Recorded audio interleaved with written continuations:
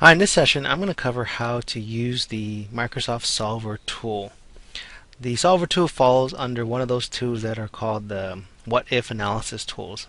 And what it does is you can optimize a value based on some adjustable cells and also some constrained cells or constrained values. So let's say in our example we wanted to maximize our profit here between selling product A, B, and C. So basically this would be our target cell that has a formula. It's going to be sum of all the profits from each of the individual product cells. Now the adjustable cells, these are cells that the solver will adjust or make changes to in order to maximize that target cell profit.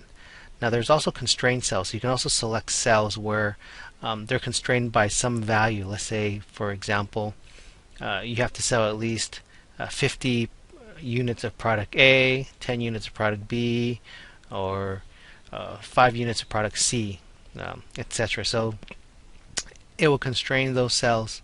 So what you can do is to start using Solver, you have to go into the Data tab, and under the Analysis group is this Solver button. Now the Solver button may not show up here for some folks. Basically it's an add-in in Excel, and I'll go ahead and show you where you can add that in after we just go through this brief example here. So once I click the Solver, you'll see that I have my target cell, my changing cell, which are the adjustable cells, and the constraints, which are these constrained cells. So if I click Solve, it will provide an answer, and basically it's maximizing the profit. We have 5,400 here, and this is a very simple example, and it's probably pretty obvious here that the it would select product B because product B has the most profit, $18 versus 13 and 10 for product respective to product A and C. And once you have the solver results, you can also get reports. I'm not too sure about the sensitivity limits reports, but the answer reports will provide you another tab of information or data here. And basically it will show you the target cell, the adjustable cells, and your constraints. So how do you get this solver add-in? So what you need to do is you go into the Office button and go under Excel options, and under the add-ins it will show you the active application add-ins and inactive. So you can see Solver is active right now, and Solver is an Excel add-in here, and you just click go. It'll bring up this add-in dialog box. So if I click because I have it checked here, so it's going to show up in my data tab. But if I unchecked it and clicked OK, you'll see that it disappeared. So that's where you go get it. So I'm going to bring it back. Go back to the Office button, Excel options, add-ins, and make sure we have Excel add-ins here. You can see that it's one of the inactive add-ins right now. So I'll go ahead, click go, click the checkbox, and click OK, and now it's back. Let me go ahead and delete this answer report tab, and let's just bring I've already brought in the previous values from the table head here into a copy of sheet 1. And now I'll kind of go through it in detail what we're trying to do with Solver here. So I'd click Solver. Basically, I don't even have to select anything yet. Maybe I just go ahead and click Solver, and my target cell is that cell, so F5.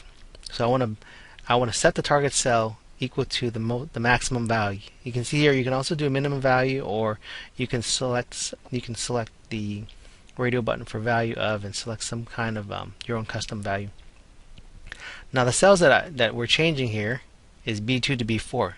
So we're telling Excel you can change these cells here for product A, B, and C for the units. It can also guess. So this is very interesting where it can guess if you select a portion of the table here, Microsoft can try to guess. Excel, the solver will try to guess which ones should need to change. Now we have our constraints here. Now in our example it's very simple. We just decided to use the constraints where B2 we need to sell of course more than 0, B3 we want to sell more than 0, and B4 we want to sell more than 0. And in cell B5 we want to make sure that the total is 300 or less. We have 100 units to sell. Oops, so I selected B5 and it changed the changing cells here. So let me go delete that. So when we add these, well, let me go ahead and delete these. And I'll show you what happens when you add them. So I just delete 2. I'll go ahead and add another one. It'll bring up another dialog box where you can select a cell reference. So I deleted 2 constraints. So let me add those 2 constraints back in. So our cell reference, we want that to be greater than 0 because we don't want solver to sell a negative amount of units because it could do that. Let me add that in there. And we want the total to be less than or equal to 300. We're going to always sell 300 units of something. I'll click OK. It'll bring me back to the solver parameters, and that's where we have our value, our constraints here. And we know that we're going to be changing the cells from B2 to B4 here. And we want to set our target cell to the maximum value.